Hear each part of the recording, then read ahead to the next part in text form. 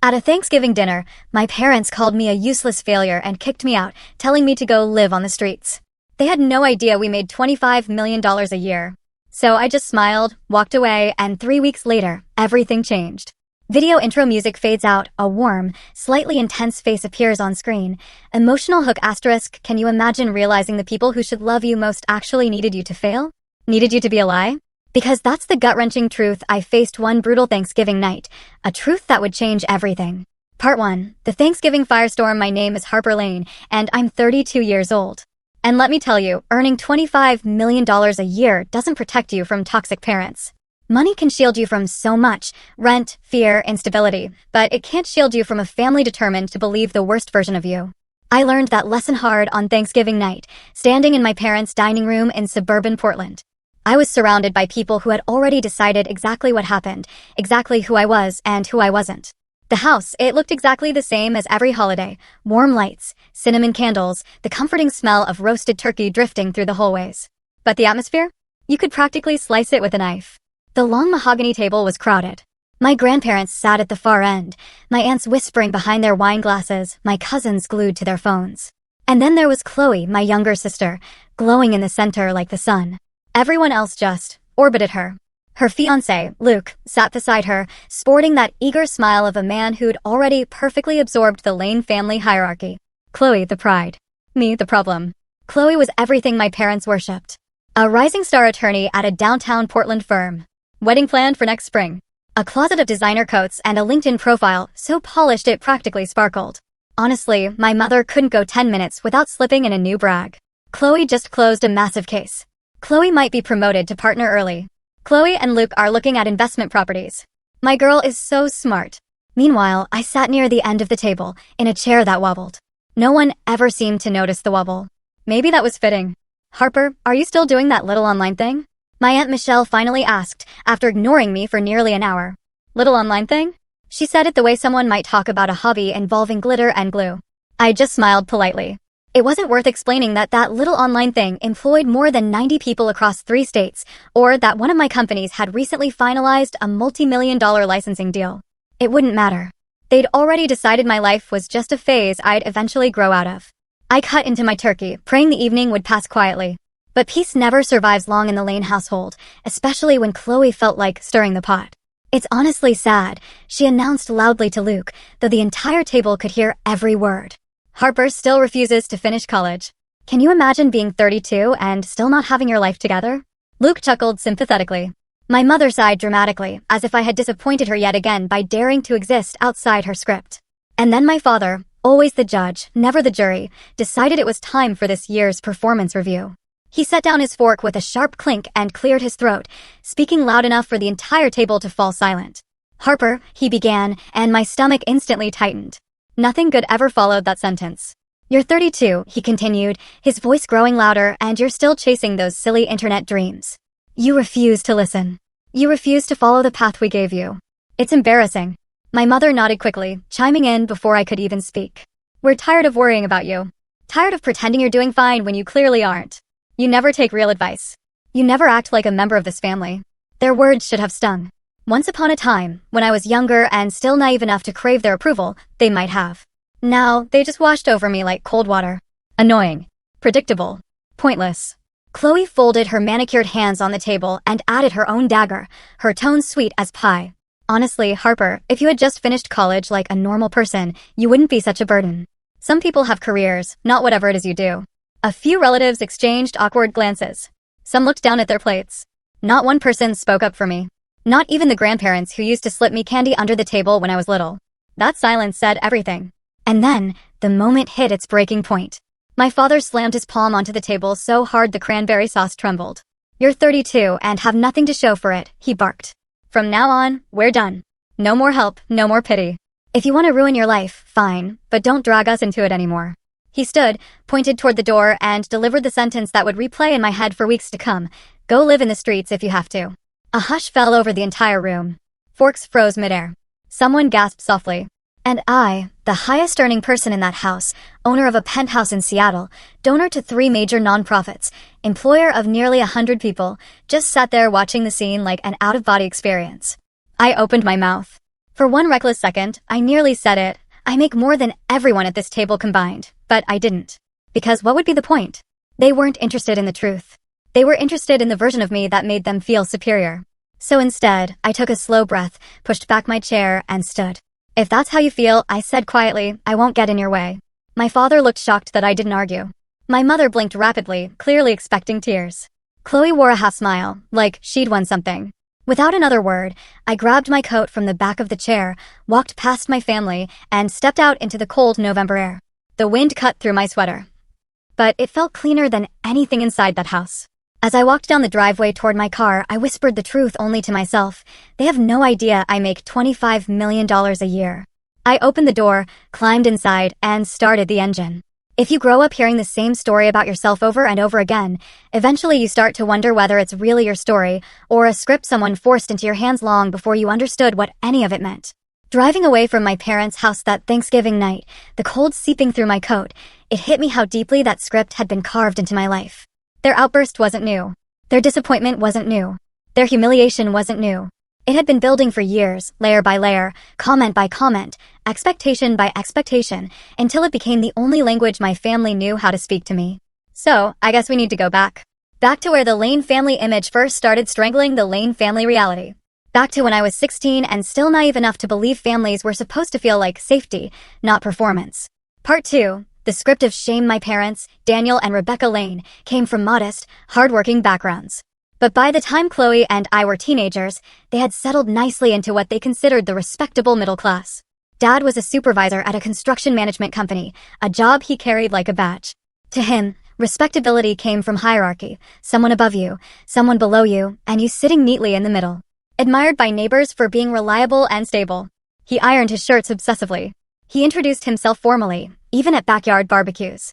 He couldn't stand the idea of being seen as less than in any social setting. Mom was a school nurse, the kind who was warm with students but cold with adults. She had one guiding question in life, the same one she repeated like a prayer. What will people think? Not, what do you want? Not, what makes you happy? Only, what will people think? Her entire existence revolved around avoiding any potential stain on the family image. Reputation wasn't just important to her. It was her oxygen. And then there was Chloe. Perfect, polished Chloe. 2 years younger than me, but always positioned miles ahead. She had private violin lessons, a personal math tutor, dance classes, leadership camps, summer trips abroad. Whatever she touched, my parents treated like destiny. She attended an expensive private school for children with potential. And every dollar spent on her came with a breathless compliment from Mom. She's so poised. She's so mature. She's going places. Dad loved bragging about her GPA to anyone who would listen, even strangers at the grocery store checkout. Chloe was prom queen her junior year, president of the debate team, took photos that always landed perfectly on her Instagram feed. She never broke rules, not because she was inherently good, but because approval was her favorite currency. She knew exactly how to play the part, smart, charming, compliant, the golden daughter who made her parents glow. Then you have me, the other daughter. I liked computers, coding, building little websites from scratch, staying up late dissecting the back end of e-commerce platforms, fascinated by how algorithms worked. I could lose hours debugging a single line of code and feel thrilled when I finally solved it. I wasn't into dances or popularity contests. I wasn't graceful or poised or photogenic in the way my mother desperately wished. I liked quiet. I liked being alone. To my parents, that meant I was odd. Antisocial. Not a people person. They said it like a diagnosis. When I started helping small businesses make money online at 16, building web pages, designing email automations, testing ad copy, my parents didn't see talent. They saw a phase, a quirk, something I'd grow out of once I stopped being difficult. Meanwhile, everything Chloe did was applauded as if she'd invented gravity. I still remember the dinner when she'd gotten a 97 on a biology test. My mother toasted her with sparkling cider like she'd been accepted to Harvard Medical School. The same night, I tried to share that a client had paid me $200 for a website redesign. My father didn't even look up from his plate. Don't brag, Mom said sharply. It's tacky. But Chloe just. That's different. Different. Everything was always different for Chloe. The turning point, the moment my family decided who I would be for the rest of my life, came during my second year of college. I had gotten into a business program mostly because my parents insisted college was the only path to respectability. I tried. I really did. But lectures felt like cages. And the more I learned about theoretical business models, the more I wanted to build something real instead of just studying it in a fluorescent-lit classroom. During sophomore year, I took a leap. One of my online projects suddenly took off. An e-commerce automation tool I built from scratch. I was making more money than most of my professors. I felt alive for the first time in years. So, I made the decision that changed everything. I dropped out. I can still see my parents' faces the night I told them. My father went red first, his anger always rose like a slow boil. My mother went pale, her hands trembling the way they only did when she imagined herself being judged by someone else. "You're throwing your life away for some silly.com fad." Dad snapped, pacing the kitchen as if he needed room for his disappointment to stretch. "Do you know how ridiculous this looks? Do you know what people will say?" Mom didn't yell, but her voice was sharper than his. "Harper, why can't you just be normal? Chloe follows the plan. She works hard. She respects her family. Why can't you be more like her?" That was the moment I became the family embarrassment. And from that day forward, every holiday dinner followed the same script. Chloe's achievements were recited like scripture: the perfect GPA, the impressive internships, the glowing letters of recommendation, the prestigious job offers.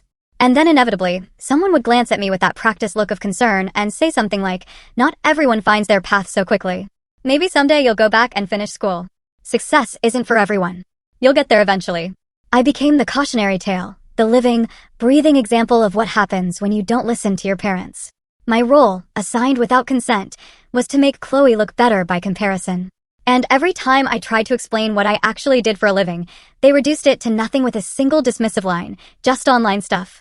Part 3. Building a quiet empire when I was 18, standing at a bus stop with nothing but a laptop that overheated every 2 hours and a stubborn belief that the internet could change my life, long before it changed anyone else's mind.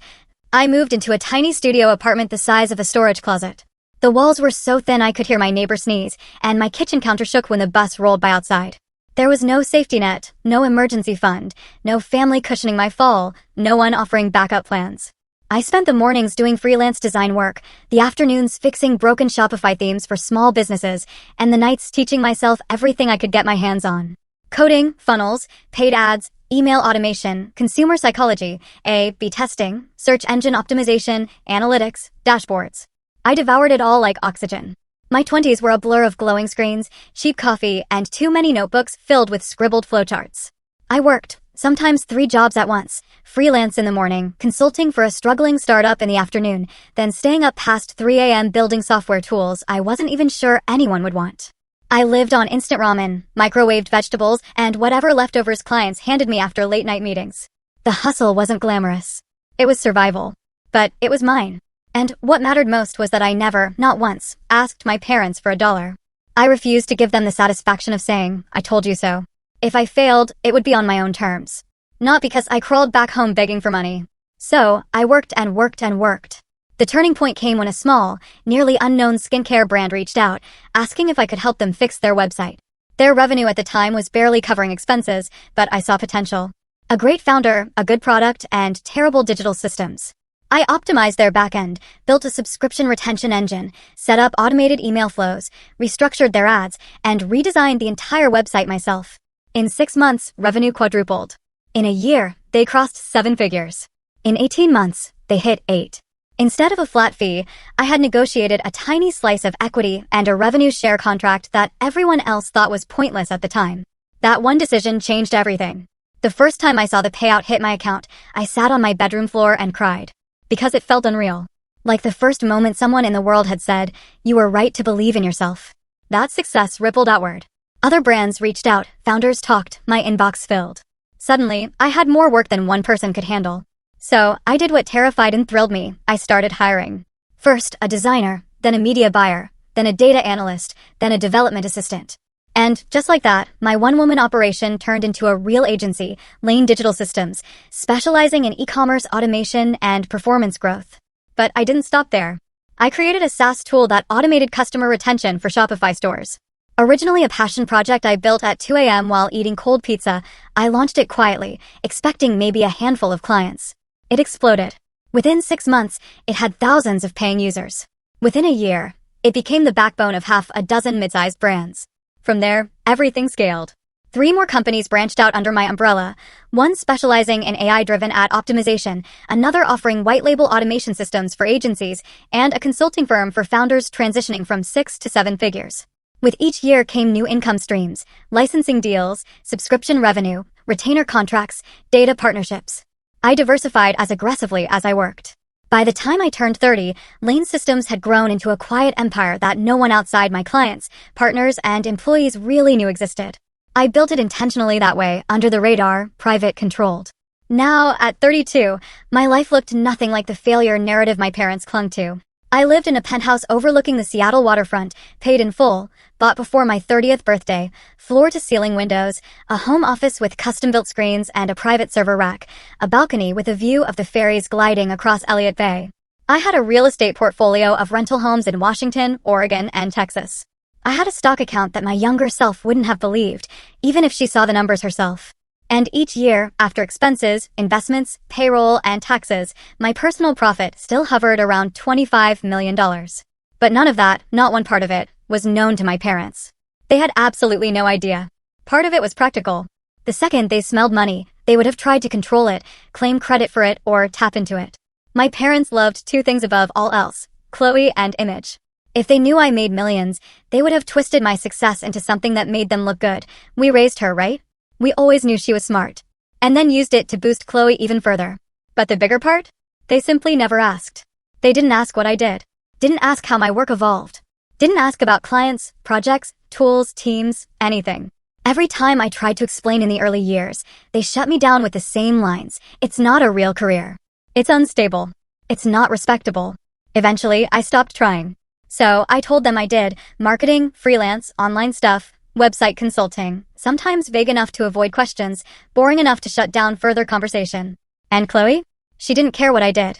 She only cared that whatever it was, it put her above me in the family hierarchy. She never once, not once, asked, "How's your business? What are you building? What are you excited about?" My success had no place in the image they curated, so it simply didn't exist to them. Looking back, maybe that was my first mistake. I thought if I kept my world separate from theirs, I could avoid the emotional fallout that exploded that Thanksgiving night. But hiding didn't save me from being misunderstood. It only allowed them to cling to their outdated version of me. Still, I wouldn't change it. Because building everything on my own, without their praise, their help, their money, or their belief, made every victory sweeter. Every milestone felt earned. Every risk felt worthwhile. And ironically, every single assumption my family made about me only pushed me harder.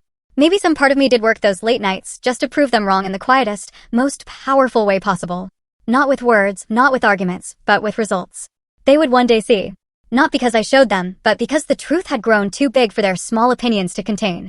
They thought I was a cautionary tale. They didn't know I was becoming the person their future would depend on. And in 3 weeks, they would learn exactly how wrong they had been.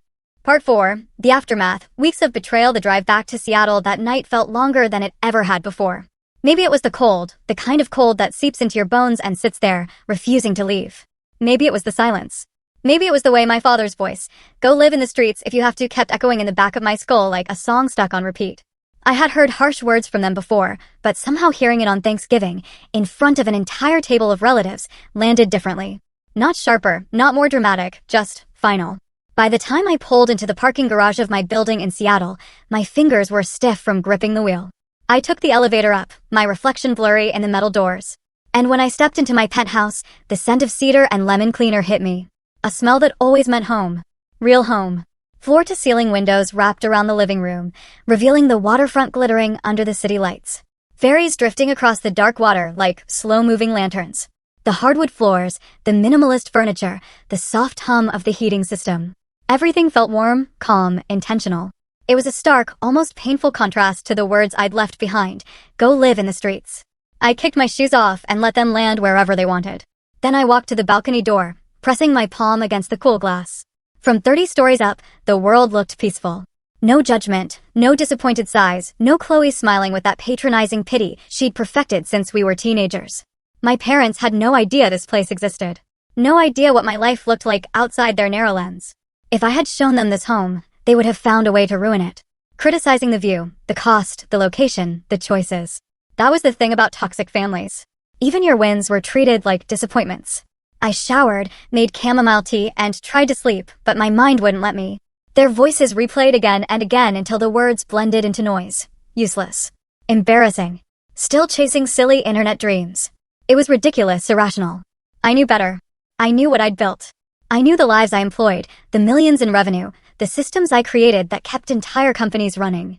But even when you grow up and build an empire, something in you always remembers being 16, sitting at the dinner table, getting compared to the golden child who could do no wrong. I slept maybe 3 hours. Then came week 1. No calls, no text messages, not even a passive-aggressive email disguised as concern. You would think after throwing your daughter out of the house publicly, loudly, they would at least check whether she'd made it home safely, whether she had somewhere to stay, whether she was okay. But my phone stayed silent. On Monday morning, I woke at 5 a.m. like always, forced myself into my gym leggings, tied my hair back, and walked to the building fitness center. I ran 5 miles on the treadmill, sweat dripping down my neck, my brain rehashing conversations I wished I could unhear. Then I showered, made a protein shake, and joined my first call of the day with the Europe team. After that came virtual meetings with 2 new partnerships, contract negotiations, a financial review with my CFO, and a strategy briefing for our SaaS development pipeline. From the outside, it looked like a perfectly normal, perfectly productive week. But I felt hollow, like someone had scooped something out of my chest and left the space empty. Not broken, not devastated, just blank. I kept catching myself thinking the same thought over and over. I could buy their house with last month's profit. And yet somehow their words still stung. Why did it still hurt? Why did any of it matter? I had left behind their version of success years ago. I had built something extraordinary, something real, something mine. Yet the emotional bruises from childhood didn't fade just because your bank account grew. Money didn't erase the part of you that once begged to be understood. On Thursday around lunchtime, I opened Instagram while waiting for my food to heat up and felt my stomach sink. Chloe had posted a photo from Thanksgiving dinner, a carefully staged shot of her, Luke, and my parents standing in front of the fireplace, smiling like an advertisement for familial bliss. She looked radiant, glowing under the filter, Luke's arm around her waist. My mother's hand rested on Chloe's shoulder with pride. My father stood tall, smug, content. The caption read, "So grateful for family and new beginnings," with a heart emoji. My name wasn't mentioned. Not even a vague, "Wish everyone could have been here tonight," or "Missing a few people, but still thankful." It was as if I had already been erased from the family tree. They looked whole, complete without me. The comments were full of compliments. Beautiful family. Such a blessed Thanksgiving. So much love here. Congrats on the engagement. I turned off my phone. That night, while brushing my teeth, memories pushed themselves to the front of my mind like unwelcome guests. Other holidays, other dinners, other nights where the message had been the same, just delivered softer. Like the Christmas when Chloe got the big guest room and I got the sofa, because you don't mind, right, Harper? Chloe needs good rest for her college interviews. Or the Easter when my aunt tried to set me up with her neighbor's son because you really need someone stable in your life. Or the 4th of July barbecue when another cousin asked me with the same gentle condescension I'd heard my entire life, "So, when will you get a real job?" Something, respectable. Even the seating arrangements told a story. Chloe always sat in the best spots, in the center, where the family could admire her. I always ended up on the folding chair at the corner, next to the pantry door. I used to think it was coincidence. Now I wasn't so sure. Pattern. It was all a pattern. And now Thanksgiving had simply been the loudest repetition of what had already been whispered for years. On Saturday afternoon, I found myself standing by the window, staring out at the water again. Cargo ships moved slowly across Puget Sound, sunlight catching on their hulls. I realized then that what I was feeling wasn't heartbreak. It wasn't shock. It was recognition. They hadn't changed. They'd never changed. What happened at Thanksgiving wasn't a break from the norm. It was the norm, just sharpened and magnified. The same dynamic, the same script, the same hierarchy. Chloe shining at the center. Me pushed to the edges, judged for refusing to follow their blueprint. But for the first time, instead of trying to fit their mold, I understood something far more important. Week 2 didn't begin with anger. It began with disbelief. The kind of stunned, quiet disbelief you feel when you realize that, even after everything, your family isn't done hurting you. You think the worst moment was the night they told you to go live in the streets. But somehow the real damage doesn't come from the shouting. It comes from the stories they tell about you afterward, when you're not there to defend yourself. It was early Monday morning when my phone buzzed while I was reviewing a proposal from one of our European partners. The message came from Megan, my cousin on my mom's side, one of the only people in the family who treated me like a real human being, rather than a cautionary tale. Megan was 2 years younger than me, a graphic designer living in Portland, and she had a habit of sending texts like tiny emotional temperature checks. Her message read, "Hey, just checking. Are you okay? I heard something weird." I replied, "Define weird." 3 dots pulsed, disappeared, then came back again. "Your mom told everyone at church you're couch surfing with friends in Seattle because your little online project failed." I stared at the message for a long time, feeling a strange mix of amusement and pain twist in my chest. Couch surfing? Failed project? Of course. It wasn't enough that they kicked me out. They needed a story that made them look like the benevolent, heartbroken parents who had tried everything. I typed back, I have 4 bedrooms and no couch surfers, but good to know. Megan sent back a supportive curse word, then added, I'm sorry. They're making you sound like some lost stray.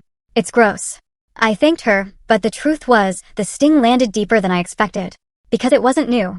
This was how my family operated when faced with something uncomfortable. They rewrote reality until they became the heroes, and I became the problem. Over the next few days, more pieces of their narrative trickled in through people who cared enough to warn me. Apparently, my mother had stood in the middle of her church group, one of those weekly circles filled with women who traded prayer requests and gossip with the same breath, and sighed heavily as she painted a portrait of her wayward, stubborn daughter. Harper refuses to accept help, she'd said with a trembling voice, as if she were the victim of a daughter's cruelty rather than the perpetrator of a lifetime of emotional erasure. She's lost. She keeps chasing these online schemes. We had no choice but to let her fall so she can learn. Let her fall. As if they hadn't shoved me first. By Wednesday evening, Megan sent another update. A photo snapped discreetly from behind a row of chairs. In it, my mother stood in front of a small circle of women, clutching her sweater like a grieving widow. The women around her leaned in, nodding sympathetically, comforting her, validating her pain. The caption Megan added under the photo was, I'm sorry. This is the performance she's giving. I stared at the picture for a long time, feeling something inside me go cold. Not angry, not even sad, just cold. Because I finally understood something I had never wanted to admit. My parents didn't just misunderstand me. They needed me to fail. They needed that narrative to keep their own image polished and uncracked, to explain away every bad parenting choice, to justify their obsession with Chloe. Speaking of Chloe, she wasn't just participating, she was thriving in the aftermath. One of her friends from law school, Lexi, posted a story on Instagram, a brunch photo with mimosas and avocado toast, and Chloe laughing with the confidence of someone who had never actually been challenged in her life. The caption under it, tagging Chloe, reading, ugh, family stuff. Harper really spiraled, huh? Chloe had replied in the comments, some people just don't understand responsibility. And then in another comment, we warned her MLMs weren't a real career. MLM, she told people I was doing MLM. Not marketing, not tech, not SaaS, not automation labs, not the multi-million-dollar empire I'd built from nothing. MLM, that was beyond ignorance. That was malice. I put my phone down and exhaled slowly. The kind of breath that feels like it's leaving your soul, not your lungs. They weren't just letting me go. They weren't just cutting me out. They were rewriting who I was into something that made sense to them. Something beneath Chloe. Beneath their ideals. Beneath their expectations. They needed the world to believe I was floundering so that they wouldn't have to question the story they'd spent years building, the golden daughter and the failure.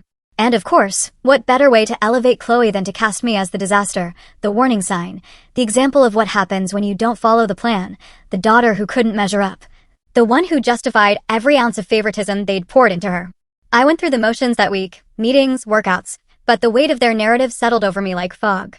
Not because I believed them, not because any of it was true, but because I had lived long enough in their world to know how powerful perception can be. If they controlled the story long enough, people would believe them. People already were. But as that realization crystallized, something else rose quietly beneath it. Something stronger, steadier, colder. Determination. Because I had spent years hiding my success, not to protect myself, but to protect them. To avoid their meddling, to avoid becoming their trophy, to avoid their questions and expectations and greed.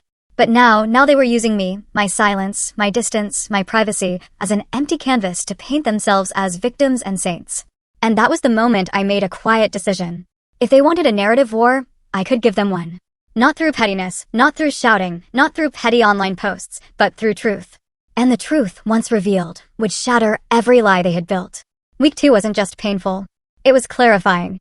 Because once you realize your family would rather destroy your reputation than confront their own failures, there's only one path left to take. You stop trying to earn their love, and you start preparing to earn your freedom. Week 3 didn't arrive gently. It didn't knock or whisper or announce itself the way emotional hurt usually does.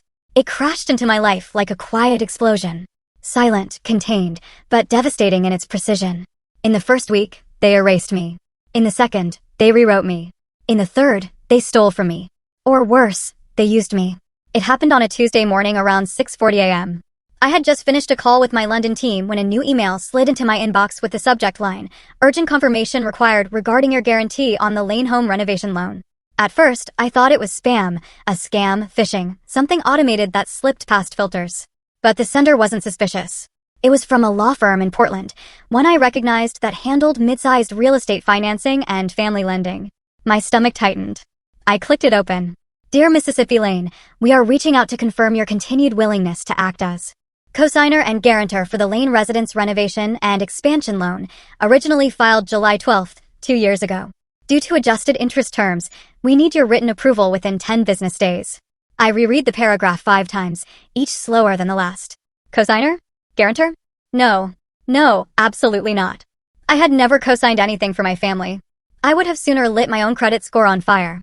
I grabbed my phone, dialed the number from the email, and waited. A paralegal picked up, cheerful and oblivious to the implosion happening inside my chest. I kept my voice level. Professional. Hi, this is Harper Lane. I'm calling regarding an email about a renovation loan. I think there's been a mistake. She typed. Papers rustled. Oh yes, Mississippi Lane. We have you listed as guarantor. Let me pull up the original documents. I paced toward the window as she searched, my pulse thudding in my throat. When she returned, her tone was confident. Prepared. Final. Yes, here it is. The loan was approved with 3 signatures, Daniel Lane, Rebecca Lane, and you as guarantor. Amount, $380,000. My hand tightened around the phone. I never signed anything. A pause, then the sound of pages flipping. Well, the paperwork is here. Your signature looks perfectly valid. I asked for a scan. She emailed it. I opened it instantly. My heart dropped into my stomach. It was my name, my handwriting, my signature. Except it wasn't. It was an imitation, good enough to fool a bank. Someone had forged my signature. My parents had forged my name on a $380,000 loan. It felt like the room tilted sideways. I sank into my office chair, staring at the document as my mind tried to make sense of it. A renovation loan. 2 years ago. Before their fancy kitchen update, before the backyard redesign they bragged about, before the new roof, the deck, the property expansion. But then I noticed something else in the paperwork. A section marked discretionary project allocation. A portion of the loan, $90,000, was earmarked for supporting new business ventures within the Lane household. New business ventures. My blood iced. Chloe. I texted Megan immediately. Me, hey, random question. Did Chloe ever mention how she funded her boutique? Megan, OMG. Why? Me, just answer. Megan, she told everyone it was smart family financing. Said your parents believed in her vision. Why? Me, did she say that at Thanksgiving? Megan, yep. Your dad bragged about it. Our Chloe is on track to open her own practice. Family teamwork makes dreams work. Then she added, Harper, don't tell me what I think you're about to tell me. Me, they used my name, my credit, behind my back, for her business. Another message came through from her a second later. Megan, Harper, I'm so sorry. That's unbelievable. It wasn't unbelievable. That was the worst part. It was exactly believable. Because this was the pattern, too, them investing in Chloe at all costs. Them sacrificing anything, anyone, for her success. Them treating her dreams like destiny and mine like mistakes. But forging my signature on a massive loan wasn't favoritism. It was fraud. My phone buzzed with a text from an unknown number. It was my mother. Coincidence? No. Megan probably messaged her. Word traveled fast in our family. Mom's message read, Harper, honey, I heard the bank reached out. Don't overreact. It's just paperwork. You make good money online. You'll be fine. This was for the family. For the family. I stared at the sentence until it blurred. Then she sent another message. Chloe is our future. You know that. Supporting her is supporting all of us. No apology. No explanation. No shame. Just entitlement. Pure, unfiltered entitlement.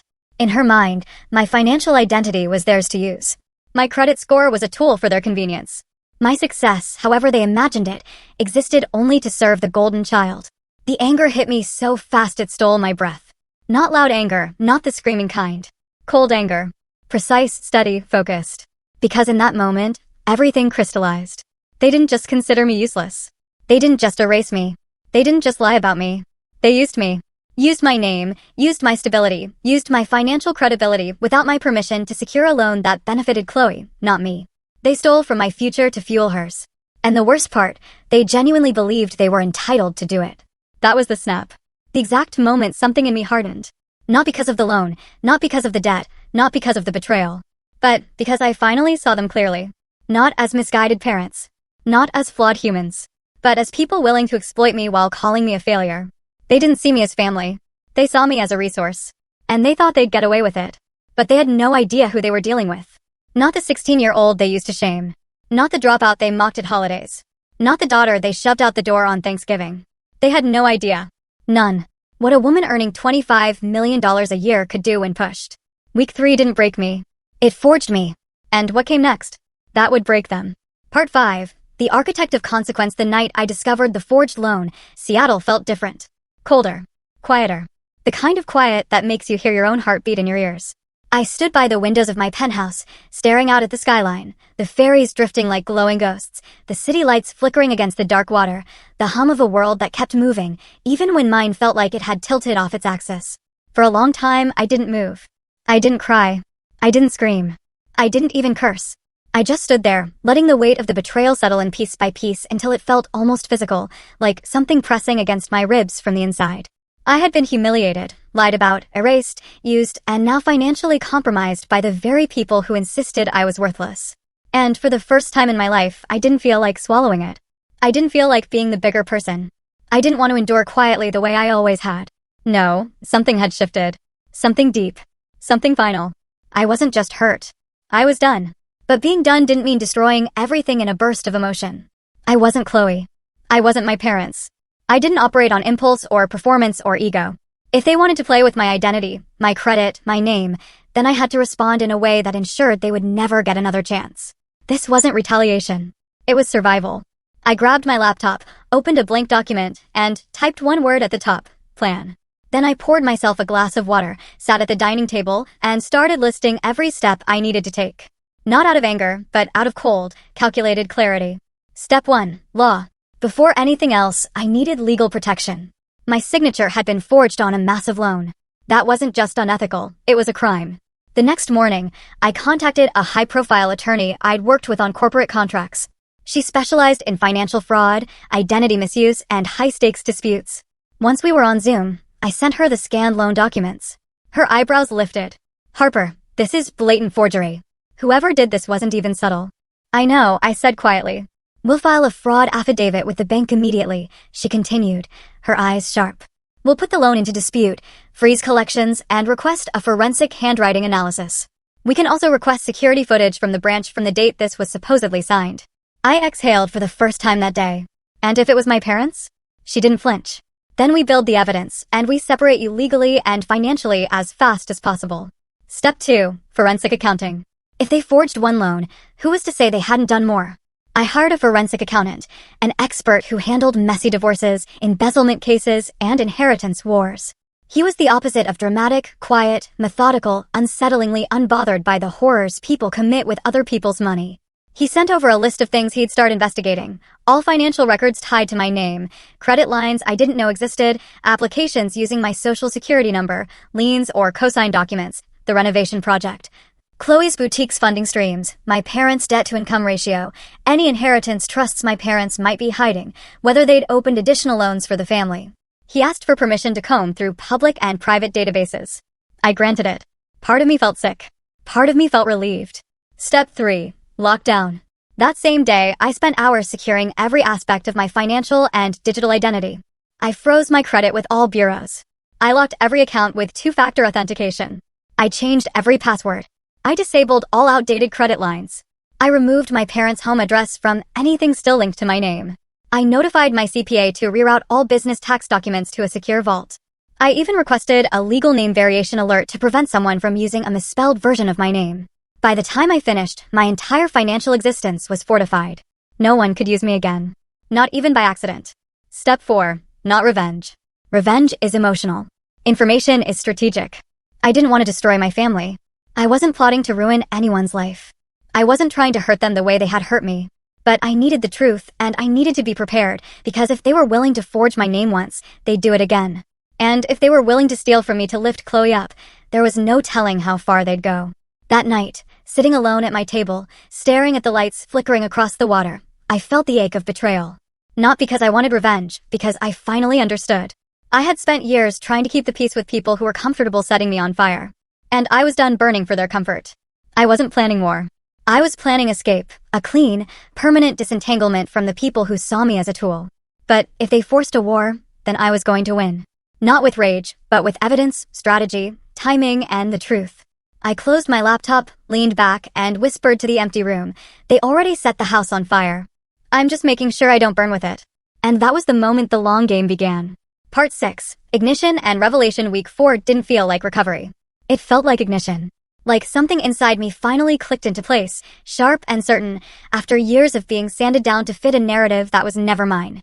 Once the legal work was in motion and the forensic accountant began peeling back layers of my family's finances, something unexpected washed over me. Focus. Not the frantic, survival-focused intensity of my early 20s. Not the numb productivity of week 1. But a deeper, cleaner, more powerful focus. The kind you get when you stop apologizing for your existence. I dove back into work with the clarity I hadn't felt in months, maybe years. I woke up at 4 or 5 a.m. instead of 5. I beat the sunrise to the gym. I hit my stride before my team even logged on. It felt like I'd shed a skin I didn't realize I'd been trapped in. The pain of the 3rd week sharpened something in me, honed it, stripped away the last pieces of hesitation. Harper rebuilds her power, but quietly. Within days, I was deep into expansion plans I had previously put on hold. Not because I wasn't ready, but because I had been distracted by the fantasy that one day my family would see me differently. Not anymore. I greenlit the opening of a satellite office in New York to cater to our East Coast clients. At the same time, my operations lead in Austin finalized a lease for a second hub, an innovation studio focusing on AI integrations for retail automation. It had been an idea sitting in my notebook for months, waiting for the right time. Apparently, betrayal creates perfect timing. Within 2 weeks, we secured a partnership with a major retail conglomerate, a deal worth 8 figures over 3 years. I flew out to their headquarters, walked into a glass boardroom overlooking the city, and my friends and founders were nervous. They didn't know about my family drama. They didn't need to. They saw competence, strategy, execution. The version of me my parents refused to see. Recognition. But on my terms. Success attracts attention. The same week the retail deal became official, I was invited to appear on a top-tier podcast for women in tech and entrepreneurship. The host, a well-respected figure in Silicon Valley, asked questions no one in my family had ever asked me. How did you stay disciplined in your early 20s? What would you tell younger women who are underestimated? What's the biggest misconception people have about your field? Misconception? Easy. That it's not real until someone else deems it legitimate. She nodded with quiet understanding. Then came a feature request from a major business magazine. They wanted to spotlight under 35 female founders who had built multi-million-dollar companies quietly, without venture capital. I accepted, but with one condition: no mention of my family, no names, no backstory that tied me to them. My achievements didn't belong to them, and I wasn't going to give them the satisfaction of writing my newfound visibility. Then, the investigator's report dropped. It arrived on a Friday night, a folder of PDFs, spreadsheets, asset breakdowns, and reconstructed financial histories. I poured a cup of tea, sat on my couch, and opened the first file, and then the next, and then the next. With every page, my jaw tightened. My parents were drowning. Their renovation loan was months behind schedule. The interest was snowballing. Their house, the one they kicked me out of, was listed as collateral. Dad's business, Lane Home Remodeling, had been bleeding money for over a year. Bookings were down, suppliers unpaid, tools aging, contracts falling through. They were 3, maybe 4 months from default. And then there was Chloe. Her boutique. Her practice. Her pride. Her statement to the world. It was hemorrhaging cash. The storefront she rented was in a high-cost arts district. Her branding was gorgeous. Her marketing was flawless. But the business fundamentals? Rotten. Her expenses were double her revenue. She'd hired too many people too soon. She was behind on payroll, behind on taxes, behind on everything. And worst of all, a massive portion of the renovation loan tied to my forged signature had been quietly funneled into Chloe's failing business. The investigator included screenshots and bank traces. It wasn't incompetence. It wasn't an accident. It was deliberate. They were using my name, my financial identity, to prop up the golden child's collapsing dream. I didn't cry. Didn't shake. Didn't rage. I felt nothing at first. Then something else rose. A sharp, clean, dangerous clarity. The opportunity arrived. On Sunday morning, I received an email from a private equity firm I had invested with the previous year, a group specializing in acquiring distressed properties and failing small businesses. They wanted to offer me a first look at a new acquisition list before it went to public bidding. I opened the document. My heart stopped. There it was. Lane Home Remodeling, listed as a high-risk, distressed asset, likely to default within 90 days. Collateral, the Lane family home, plus adjacent property lot. And below that, under related holdings, a small commercial lease linked to a boutique spa/boutique practice owned by C. Lane. Chloe's business. Both drowning. both tied to the same forged loan, both about to collapse. The firm planned to purchase the assets at a steep discount, pennies on the dollar, then sell or reallocate them to new investors. I knew how this worked. I'd invested in deals like this myself. Quiet acquisitions, clean transitions, no emotion, just numbers. Suddenly, I saw the whole path unfold like a blueprint. If the loan defaulted, and it would. If the property went into distress, and it was. And if the firm acquired it, highly likely, I could step in as a silent investor. Own the house my parents worshipped. Own the business my father claimed was his legacy. Own the commercial lease Chloe bragged about. Own everything they leveraged my identity for. Not out of vengeance. Not out of spite. Out of consequence. Because they wrote me out of the family. They erased me. They stole from me. And now they were about to learn the most poetic truth. When you live off someone you call useless, you should pray they never realize their worth. I closed the email slowly. For the first time in my life, I didn't feel small. I didn't feel like the forgotten daughter, or the black sheep, or the disappointment. I felt powerful. Silent. Strategic. Focused. This wasn't about revenge anymore. This was about reclaiming every piece of myself they tried to take and building something so undeniable that their entire world would shift the moment they learned who I really was. And that moment was coming soon. 3 weeks after Thanksgiving, Seattle glittered with holiday lights. The air smelled like cold pine and distant cinnamon. The kind of festive atmosphere that makes cities feel softer around the edges. But under all that warmth, something entirely different pulsed inside me. Resolve. Sharp, unwavering.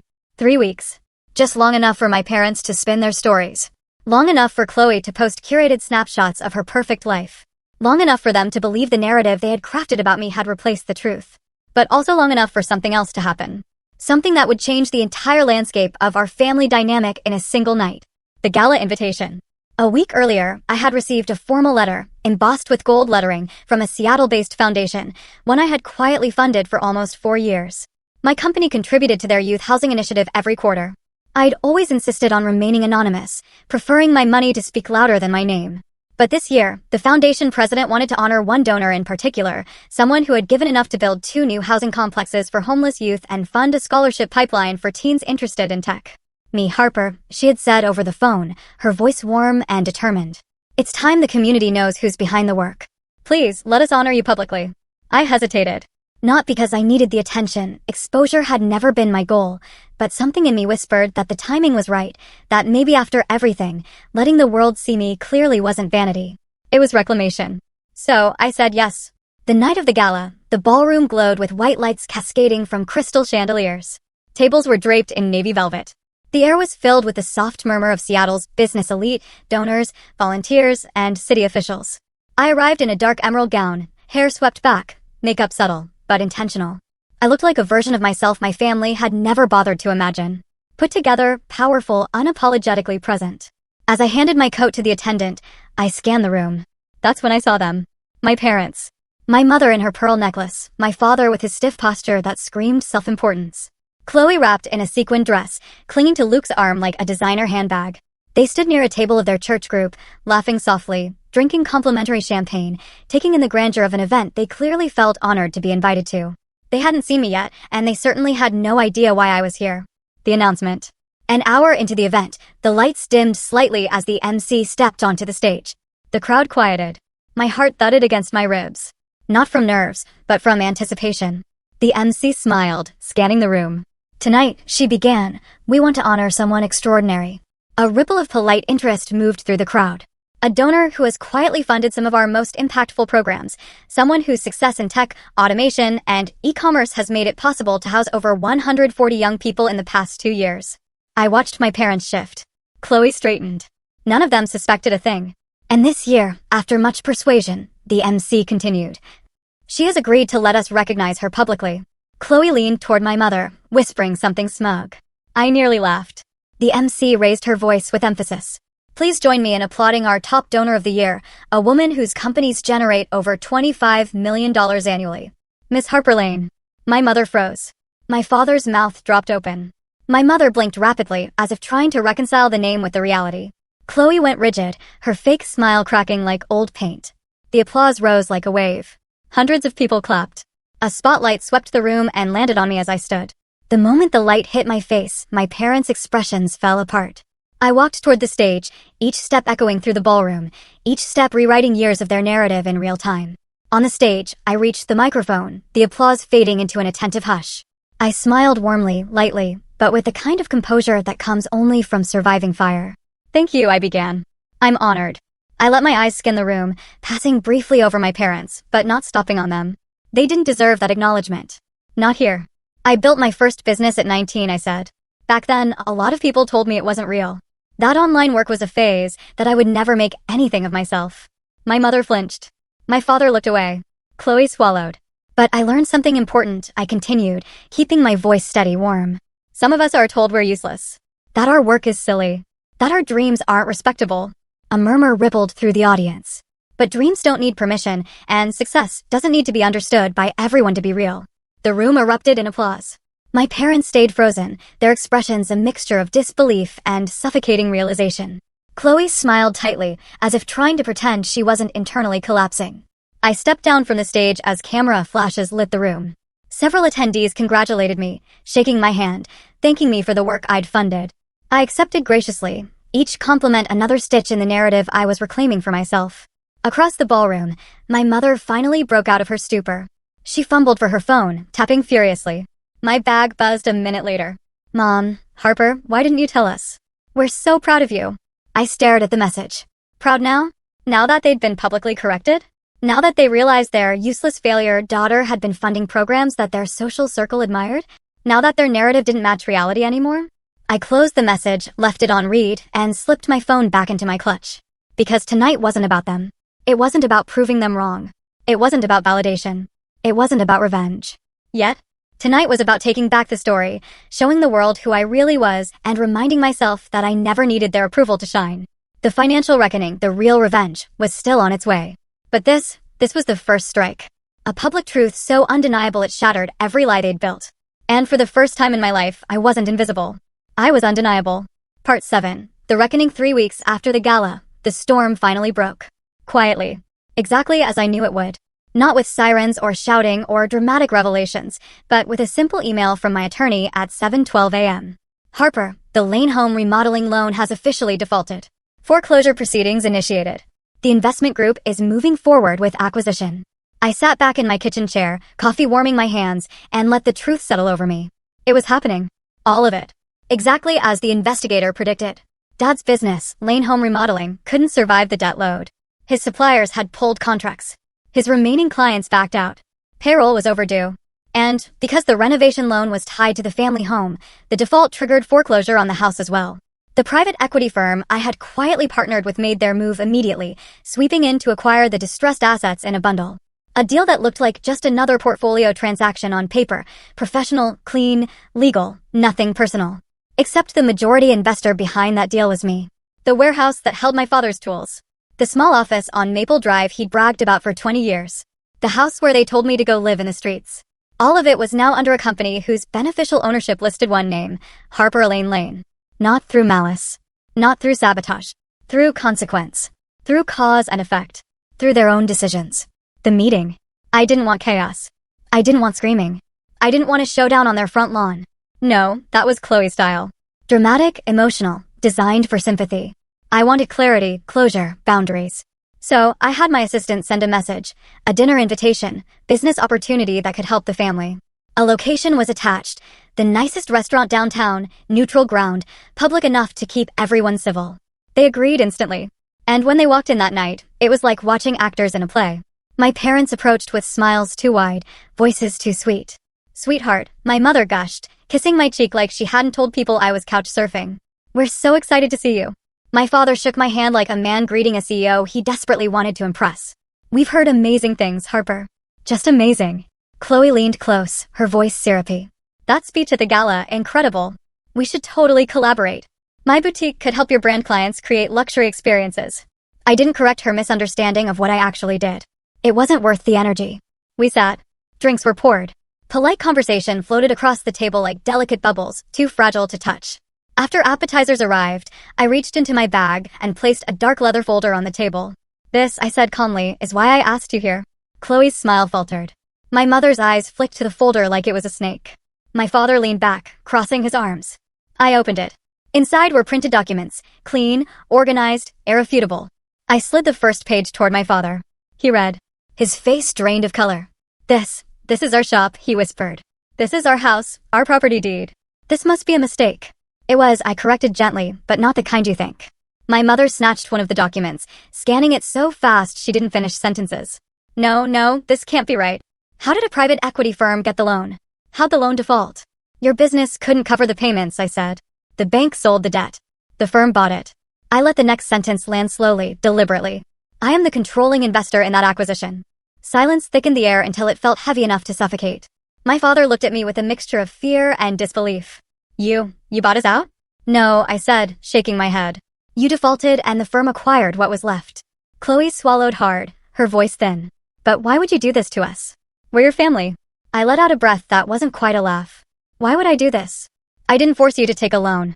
I didn't tell you to forge my signature. I didn't run your business into the ground. I didn't funnel the loan money into your boutique. Chloe's eyes widened. You don't know that. I do, I said softly. I have the documentation. Her mouth snapped shut. My mother's eyes filled, not with remorse, but with anger. Harper, how could you embarrass us like this? How could you let strangers take everything we've built? This is cruel. I met her gaze. You forged my name on a loan, I reminded her, voice steady. You used my credit to fund a business I had nothing to do with. You told the world I was homeless. A failure. A burden. You told me to go live in the streets. My father's lips trembled. We were upset. We didn't mean everything we said. I know, I said. You meant worse. Silence cracked through the room again. Then I slid 2 more documents across the table. These are your options. They looked between me and the papers, confusion spreading. I clarified. Option 1, sell the business and the assets back at fair market value. The firm, and by extension, me, gets fully repaid. You walk away clean. We go our separate ways. Permanently. My mother stiffened. My father blinked rapidly. Chloe paled. Option 2, I lease the building and the house back to you for 6 months. Full market rate contract. Strict terms. No favoritism. No exceptions. And when the lease expires, we cut all ties. Chloe's voice cracked. You're kicking us out. I'm giving you options, I corrected. Something you never gave me. My father's hand shook as he reached for the last page. It wasn't financial. It was legal. A declaration you will sign, I told them, acknowledging that you used my identity without consent. I will not pursue criminal charges. In exchange, you no longer interfere in my life. No more lies. No more stories at church. No more rewriting who I am. My mother covered her mouth, eyes wet. Harper, you would let our family fall apart over this? I finally let the truth sit on the table between us. You already let it fall apart, I said softly. I'm simply refusing to stay in the rubble.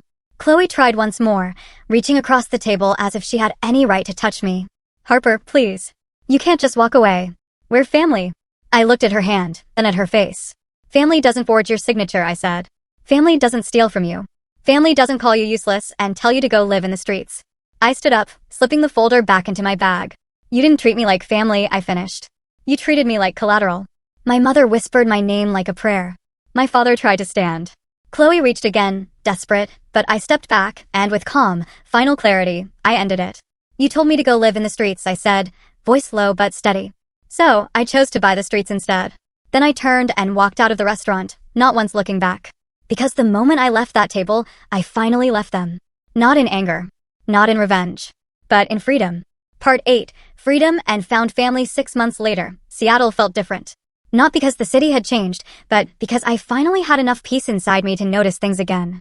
The scent of salt water drifting up from the sound. The hum of ferries cutting across the horizon. The soft glow of cafe windows during early morning walks. For the first time in my adult life, the world didn't feel like something I had to fight just to exist in. It felt like something I could build within, breathe in, live in. My parents, without the spotlight, news traveled quietly, the way truth often does when there's no ego left to broadcast it. My parents sold everything. Lane Home Remodeling went first. After months of sinking deeper into debt, they took the buyout option. Clean, simple, enough for them to close the door without scandal. They moved into a smaller house 2 towns over, a modest, aging 2-bedroom that barely resembled the place where I grew up. Their church groups still greeted them politely. But the spotlight they once clung to so desperately had dimmed. People whispered less. They attended fewer events. Without the facade of a thriving business or a perfect daughter to parade, they kept to themselves. I didn't check on them, but people who cared about me did. Megan, my cousin, sometimes Jacob. They always delivered the updates gently, like handling glass that once cut my hands. They're quieter now, Megan told me once. Life humbled them, Jacob added. Maybe for the first time. Chloe's fall was quieter, but heavier. Her boutique closed once the funding pipeline from the renovation loan dried up. She tried to salvage it by downsizing, moving into a smaller space. But without a steady stream of borrowed money, the math didn't work. She tried to pivot. Styling, consulting, personal branding workshops, but clients stopped coming once the family name no longer signaled influence. Last I heard, she moved into a small apartment and started working part-time at a retail store while figuring out her next steps. She wasn't ruined, just forced into reality, forced to build on her own legs, not on the scaffolding of favoritism. And honestly, that was the fairest thing that could have happened to her. My life in Seattle, a new definition of home. My townhouse overlooked the waterfront, warm, plant-filled, lived in. A kitchen that always smelled like coffee, a reading nook by the big windows, a workspace with huge screens and sketches of new product ideas pinned to the wall. It didn't feel like a reward. It felt like something I'd earned long before I allowed myself to claim it. But the best part? The people inside it. My found family. My closest friends. The core members of my team. My mentor, an older investor who had taken me under her wing, not because of what I earned, but because she saw me. And the neighbors, the retired artists downstairs who brought homemade soup when she knew I was working late, the couple next door who invited me to their Sunday brunches, the barista who knew my order without asking. None of them cared who my family was. None of them used me as a cautionary tale or a prop. They just saw me, giving back, the way no one gave to me. I found myself drawn to young founders, especially the ones who had been dismissed by their families, underestimated, told their dreams weren't real careers. I became a mentor in a quiet, structured way, not to replace what I had lost, but to become who I needed when I was 20. Then I funded a scholarship program, small at first, designed for students cut off financially because they didn't follow the traditional path. Coding, entrepreneurship, design, e-commerce, fields where unconventional kids thrive. Every time I signed a document for a new grant, I felt a piece of my younger self straighten her shoulders. "You're not wrong," she whispered. "You were never wrong." Friendsgiving. A table where I finally belong. That November, I hosted Friendsgiving for the first time. It wasn't planned to be emotional. I just wanted people I loved around a table with good food and warm lights. But when everyone arrived, Jacob with his homemade pie, my mentor with a stack of handwritten cards, my team members with laughter and loud energy, I felt something shift in my chest, a fullness I had never felt at the Lane family table. Halfway through dessert, someone asked quietly, "Do you ever miss them?" The room fell silent. I thought about it honestly, took my time. Sometimes I admitted, swirling my glass gently. I miss the idea of them. A few nods around the table. But I don't miss the version of myself I had to be around them. I don't miss being told my life doesn't count. The table seemed to exhale. A shared understanding. A shared release. Walking through what I built. A few weeks later, I walked through the commercial block that had once held my father's remodeling shop. The building had new tenants now, small businesses run by people hungry to create something real, a bakery, a design studio, a small fitness space. The economic life blooming there didn't belong to the Lanes anymore, but it didn't belong to me either. It belonged to people building something from scratch. Honestly, ethically, passionately. I smiled, letting the winter air brush against my face. They wanted me to live in the streets, I thought. Instead, I invested in them. The final truth. Healing didn't come from revenge. It didn't come from buying businesses or turning tables or walking away victorious. Healing came from finally standing in a life I built without apology. A life not measured by their approval. A life that didn't rise or fall on their validation. A life where I finally stepped out of the line they forced me into. Because the truth is this, I didn't just survive being thrown out. I stepped out and built a life where their opinion doesn't pay the bills, doesn't define my worth, and definitely doesn't decide where I get to call home. Thanks for watching. Take care. Good luck.